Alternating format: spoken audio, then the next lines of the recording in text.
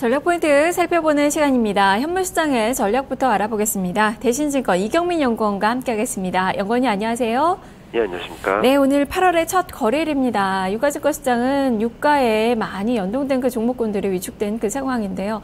8월 증시도 좀 밝지는 못한 그런 전망들이 좀 많이 들리고 있습니다. 한 달간 증시 어떻게 전망하시나요? 네, 일단 글로벌 금융시장 변동성 확대 양상은 좀 더 이어질 것으로 보고 있는 가운데 코스피의 상대적인 매력도 그리고 스타일 변화가 가능하지 않을까 생각을 하고 있습니다. 네, 그렇다면 그 내용을 좀 풀어서 좀 자세히 설명을 해주세요. 지금 현재 보면은 글로벌 금융시장 변동성이 확대되는 양상입니다.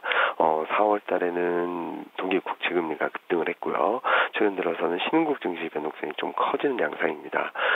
따라서 이런 변동성 확대 양상은 미국 통화정책 전환에 대한 전조현상이 아닌가라는 생각을 하고 있는데요. 대표적으로 그동안 이어져 왔던 저금리 기조가 좀 깨질 수 있다는 불안심리 때문에 밸류에이션이 높은 그런 주식시장의 변동성이 커지고 있고, 그리고 또 상품 시장의 변동성까지도 동반 커지는 양상을 보이고 있습니다. 이런 가운데 한국 증시에서는 고밸류에이션에 대한 경계감, 그리고 상대적으로 변동성이 낮다는 그런 특징이 동시에 체크되고 있는데요. 흔들리는 신흥국가의 좀 차별화 포인트라고 볼 수 있는 부분은 한국 증시의 낮은 변동성, 그리고 누적된 기초 수지, 그러니까 경상 수지와 직접 투자 수지가 개선되고 있다는 점의 상대적으로 신흥국 증시 대비 견조한 흐름을 보이고 있을 것으로 보고 있고요. 그리고 저유가 효과가 전반적으로 업종 실적이나 그리고 전반적인 경기 상황에 좀 플러스 알파의 효과가 나오고 있는 것이 아닌가라는 생각을 하고 있습니다.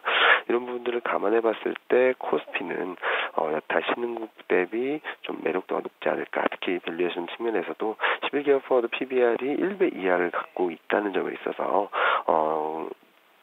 불확실성이 조금만 완화된다면은 2013년 3분기와 같이 중위험, 중수익으로서의 한국 증시가 좀 더 매력적으로 재평가받을 수 있는 계기가 되지 않을까 전망을 하고 있습니다. 네, 제 이야기 들어보니까 전반적으로 고밸류에 대해서는 이제 조정권의 움직임이 나타날 가능성이 있고, 그동안에 그렇다면 많이 또 조정을 받았었던 그 대형주 섹터 쪽으로 그렇다면 전략을 세워봐야 되는 건지, 월간 투자 전략은 어떻게 해주실까요? 8월 주식시장도 변동성을 좀 피해가기는 좀 어렵지 않나라는 생각을 하고 있습니다. 이런 가운데 대형 가치주 중심의 종목 선택이 필요한 시점이 아닌가라는 생각을 하고 있는데요. 일단 변동성이 커지면서 리스크 회피가 좀 더 이어질 것으로 예상되고 있기 때문에 대형주에 대한 선호도가 높아질 것으로 보고 있고요. 그리고 최근 나타나고 있는 환율 변화, 그러니까 엔화, 유로화 대비 달러가 강세를 보이고 있다, 강세를 보이고 있다는 점에 있어서는 수출주 중심으로 변화의 가능성이 높아 보인다고 생각을 하고 있습니다. 따라서 환율 변수의 트리거는 아마 자동차 업종이 되지 않을까라는 생각을 하고 있고요.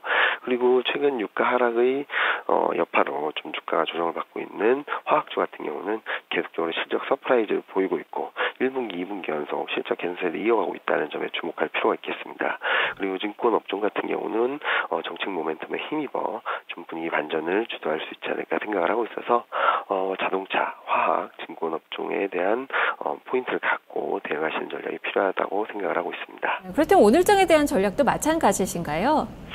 지금 현재 보면은 단기적으로 변동성이 이어지고 있습니다. 좀처럼 변동성이 안정되지 못하고 있는데요. 그렇다 하더라도 2000선을 하향 이탈하고 그런 흐름을 보이기보다는 지금 현재 2020선 전후에서의 지지력을 확보하고 그리고 분위기 반전에 나서지 않을까라는 생각을 하고 있고요. 이런 변동성 확대 양상을 리스크를 회피하기보다는 좀 분위기 반전의 계기를 만들어가는 그런 과정이 아닌가 생각을 하고 있습니다. 네, 알겠습니다. 말씀 잘 들었습니다. 네, 감사합니다. 네, 비관보다는 낙관적인 그런 전망이 많이 제시가 됐네요. 자동차, 화학, 증권주 중심으로 전략을 세워보자라는 그 이야기입니다. 이경민 연구원과 함께 현물시장의 전략을 알아봤습니다. 자,